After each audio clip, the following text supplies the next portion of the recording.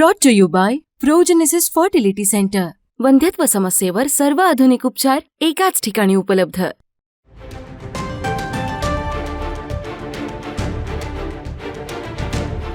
हगवणे बापलेक भेटलेल्या त्या दोघांना लगेच जामीन. साताऱ्यातील दोघांना तात्काळ जामीन कसा मिळाला? वैष्णवी हगवणेच्या आत्महत्येनंतर सासरा राजेंद्र हगवणे आणि दीर सुशील हगवणे फरार होते.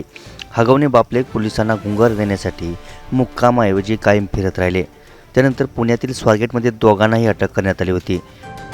मात्र त्याआधी सातारा जिल्ह्यातील पुसेगावमध्ये हगवणे बापलेक जाऊन आल्याची माहिती मिळाली.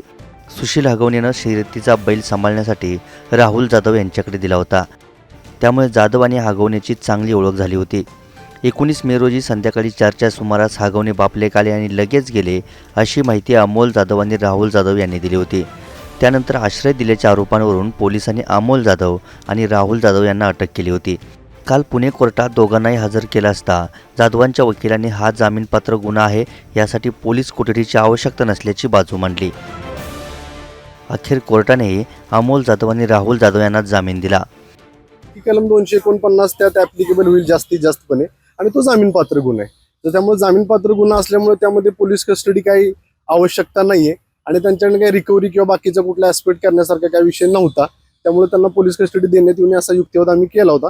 आणि जे काय बाकीचे मेन एलिगेशन्स होते ते काय त्या आरोपींविरुद्ध नव्हते, ते काय बाकीच्या आरोपींविरुद्ध होते. त्यामुळे आमचा युक्तिवाद असाच होता की बाबा बेलेबल सेक्शन्स आहेत. संपर्क नाही म्हणता येणार साहेब, कारण की आपण जर त्यांचे सीडीआर्स वगैरे काय बघितले तर तसा कुठलाही त्यांच्या बाबतीत कॉल वगैरे काय असं काही त्यांच्याशी कनेक्टिव्हिटी जोडणारा कुठलाही पुरावा प्रथमदर्शी तर नाहीये.